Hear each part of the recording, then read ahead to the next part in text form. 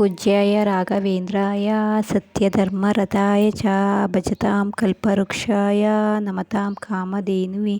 ಓಂ ಶ್ರೀ ಗುರು ರಾಘವೇಂದ್ರ ಸ್ವಾಮಿ ನಮಃ.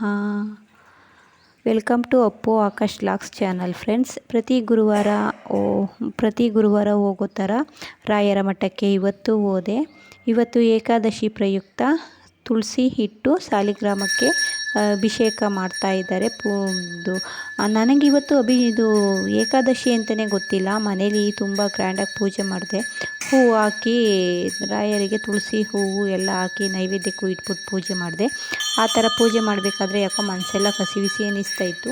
ನಾನು ಆವಾಗ ರಾಯರಿಗೆ ಕೇಳಿದೆ, ರಾಯರೇ ನಾನಿವತ್ತು ಮದ್ದೂರಿಗೆ ರಾಯರ ಮಠಕ್ಕೂ ಹೋಗ್ತೀನಿ ಮತ್ತು ಗೌಡಗೆರೆ ಚಾಮುಂಡೇಶ್ವರಿ ದೇವಸ್ಥಾನಕ್ಕೂ ಹೋಗ್ತೀನಿ. ಹೋಗೋ ದಾರಿಲಿ ನನಗೇನು ಯಾವುದೇ ಥರದ ತೊಂದರೆ ಏನೂ ಆಗಬಾರ್ದು, ಯಾಕೋ ಮನಸ್ಸು ಕಸಿವಿಸಿ ಅನ್ನಿಸ್ತೈತೆ ಅಂತ ರಾಯರನ್ನ ಬೇಡ್ಕೊಂಡೆ.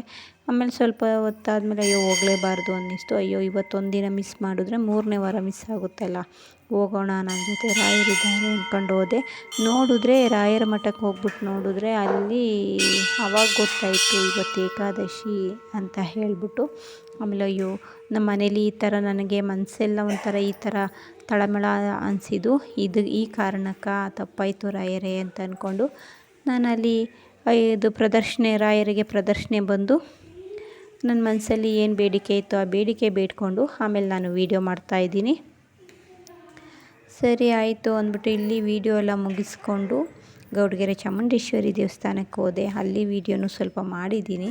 ಹಾಗೆ ತುಂಬ ಚೆನ್ನಾಗಿತ್ತು. ಇವರು ಅಭಿಷೇಕ ಮಾಡ್ತಾ ಇರೋದು ತುಳಸಿ ಇಟ್ಟು ಎಲ್ಲ ಸಾಲಿಗ್ರಾಮಕ್ಕೆ ಚೆನ್ನಾಗೈತೆ. ಸಾಲಿಗ್ರಾಮಕ್ಕೆ ಮಾಡೋದು ನಾನು ಸ್ವಲ್ಪ ಹೊತ್ತು ನಿಂತ್ಕೊಂಡು ಹಾಗೆ ವೀಡಿಯೋ ಮಾಡ್ಕೊಂಡು ನೋಡ್ತಾಯಿದ್ದೆ. ಓಕೆ, ಇಷ್ಟು ಆಯಿತು ಇವತ್ತಿನ ದಿನ. ಆಮೇಲೆ ಸರಿ ಅಂದ್ಬಿಟ್ಟು ಬೇಗ ಹೋಗೋಣ, ಅಲ್ಲಿಂದ ಮನೆಗೆ ಹೋಗಬೇಕು. ಮನೇಲಿ ಯಾರೂ ಇರಲಿಲ್ಲ ಅವತ್ತಿನ ದಿನ, ಎಲ್ಲ ಕೆಲ್ಸಕ್ಕೆ ಹೊಂಟೋಗಿದ್ರು. ನಿನ್ನ ಹಾಡು ಮತ್ತು ಹಸು ಎಲ್ಲ ಇತ್ತಲ್ಲ, ಅದಕ್ಕೋಸ್ಕರ ಮನೆಗೆ ಹೋಗಬೇಕು ಅಂದ್ಬಿಟ್ಟು ಬೇಗ ಬಂದೆ. ಇದು ರಾಯರ ಮಠದಲ್ಲೇ ಇರುವಂತಹ ಸತ್ಯನಾರಾಯಣ ಸ್ವಾಮಿ ದೇವ್ರದ್ದು ವಿಗ್ರಹ. ಇದು ಇತ್ತೀಚೆಗೆ ಪ್ರತಿಷ್ಠಾಪನೆ ಮಾಡಿದಂಥದ್ದು. ಇದು ಮುಂಚೆ ಎಲ್ಲ ಇರಲಿಲ್ಲ. ಅಂದರೆ ನಾನು 2023-24 ಓದೇ ಅಲ್ವಾ, ಇರಲಿಲ್ಲ. ಇದು 25ರಲ್ಲಿ ಸ್ಥಾಪನೆ ಮಾಡಿದಂತಹ ಸತ್ಯನಾರಾಯಣ ಸ್ವಾಮಿದು ವಿಗ್ರಹ. ಅಂದರೆ ಸತ್ಯನಾರಾಯಣ ಸ್ವಾಮಿದು ಪೂಜೆ ಏನಾರು ಮಾಡಬೇಕಾದ್ರೆ ಮಧ್ಯ ಹಾಲಲ್ಲಿ ಮಾಡ್ತಿದ್ರು. ಇವಾಗ ಇಲ್ಲಿ ಸಪ್ರೇಟು ಆ ಮಠದ ಒಳಗಡೆನೇ ಕಟ್ಟಿರೋದ್ರಿಂದ ಈ ಕಡೆ ಮಾಡ್ತಾರೆ. ಓಕೆ, ಗೌಡಗೆರೆ ಚಾಮುಂಡೇಶ್ವರಿ ದೇವಸ್ಥಾನಕ್ಕೆ ಬಂದೆ. ಮತ್ತು ಇಲ್ಲಿ ಎಂದಿನಂತೆ ನನ್ನ ಪೂಜೆ ಎಲ್ಲ ಮುಗಿಸಿ ಕಾಯಿ ಕಟ್ಬಿಟ್ಟು ಇವಾಗ ವೀಡಿಯೋ ಮಾಡ್ತಾಯಿದ್ದೀನಿ. ವೀಡಿಯೋ ಮುಗಿಸ್ಕೊಂಡು ನಾನು ಪ್ರಸಾದಕ್ಕೆ ಹೋಗ್ತೀನಿ, ಊಟದ ಮನೆಗೆ ಹೋಗ್ತೀನಿ. ಹಾಗೆ ಕಾಯಿ ಕಟ್ಟೋಕ್ಕೂ ಮುಂಚೆನೇ ಬಸವಪ್ಪ ಈಚೆನೇ ಇತ್ತು, ಒಳಗಡೆ ಬಸವಪ್ಪನ ಮನೆಗೇನು ಕರ್ಕೊಂಡು ಹೋಗಿರಲಿಲ್ಲ. ಹಾಗೆ ಈಚೆ ಇದ್ದಾಗಲೇ ನಮ್ಮ ಬಸವಪ್ಪನ ಮುಟ್ಬಿಟ್ಟು ಸಣ್ಣ ಮಾಡಿಕೊಂಡೆ. ಆಮೇಲೆ ಇಲ್ಲಿ ಬಂದು ಕಾಯಿ ಕಟ್ಟಿದೆ. ಇಲ್ಲಿರುವಂತಹ ಬಸವಪ್ಪ ಬಂದುಬಿಟ್ಟು 2004ರಿಂದ ಇದ್ದಂತಹ ಬಸವಪ್ಪ. ಇವರು 2022ರಲ್ಲಿ ಐಕ್ಯ ಆಗಿದ್ದಾರೆ. ಇಲ್ಲಿ ಇರುವಂತಹ ಬಸವಪ್ಪ ಎಲ್ಲಿ ಅವರ ವಿಗ್ರಹನ ಪ್ರತಿಷ್ಠಾಪನೆ ಮಾಡಿದ್ದಾರೋ ಅದು ಬಸವೇಶ್ವರನ ಸಮಾಧಿ.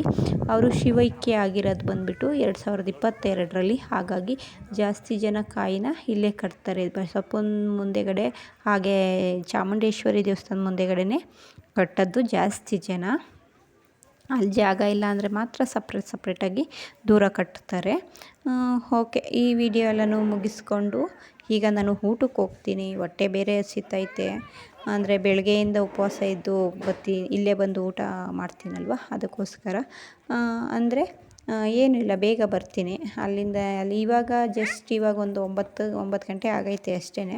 ಆದರೂ ಯಾಕೋ ತಲೆಗೆಲ್ಲ ಸ್ನಾನ ಮಾಡಿದ್ದೀನಲ್ಲ, ಅದಕ್ಕೇನೋ ಹೊಟ್ಟೆ ಹಸಿತೈತೆ. ಓಕೆ, ಕಾಯಿ ಕಟ್ಟಾಯಿತು ಎಲ್ಲ. ಇವತ್ತು ಸುಮಾರು ಜನ ಇದ್ದರು. ಏನು ಅಷ್ಟು ಜನ ಅವರೇ ಅಂತಲೂ ಅನ್ನೋಷ್ಟಿಲ್ಲ, ಜನ ಇಲ್ಲ ಅಂತಲೂ ಅನ್ನೋಷ್ಟಿಲ್ಲ.